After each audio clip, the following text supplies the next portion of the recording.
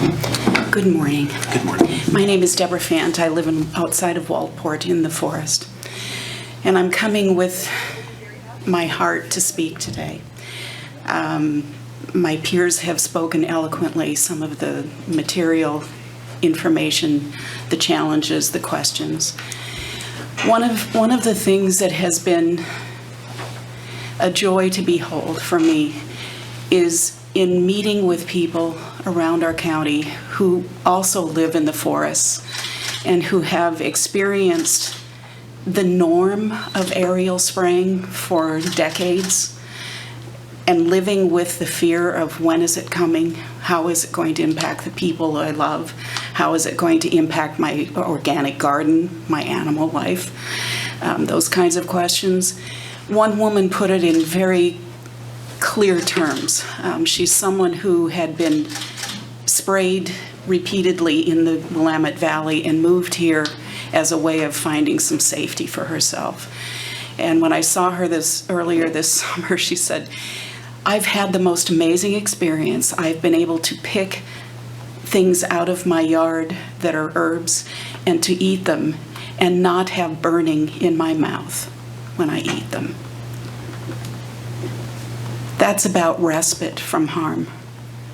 And she is someone who is very sensitive to chemicals, and none of us responds the same way to the exposure of chemicals. Some people are like the canary in the coal mines. They're the ones who get it quickly and recognize harm as it happens. Others of us kind of just muddle along and go, gee, I wonder why something's happening to me. Why is that changing? Why have all my dogs died of cancer? Wonder what that's about. What cancer may I die of? I guess I'm bringing forward that story, and I've heard another story from gentlemen who are in the forest hunting this season, and the comments about how we're seeing more animal life than we've seen for a long time.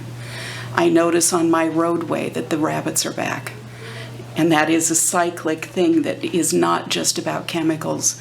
It's about predation as well. But I mean, I think we need to look at this and not look at it from cognition, where we are likely to be enfolded in our collective value system that economics and money is the highest value of things in our world.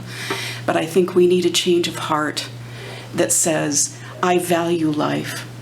And I can tell you that this 3 or 4 years that I've been involved in this work has taught me a lot about how much I value life.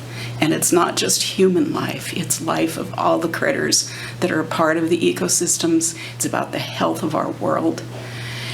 The more we stretch our world with increasing populations, and we humans are probably the ones who are pushing it the hardest, there is an end to this. I mean, the oceans have an end point where they will allow and be resilient to the challenges we give them.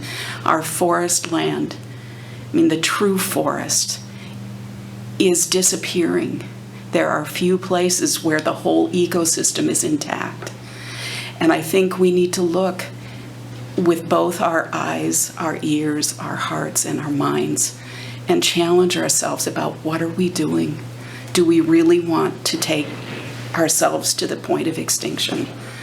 So I too would be delighted to partner with you guys as people in leadership positions. I mean, the court has indicated that this is, we've hit our heads on the system. We are set to try and change the system so that it works for humanity and for all life. And I hope you'll join us. Thank you. Thank you. Thank you. Alan Davis.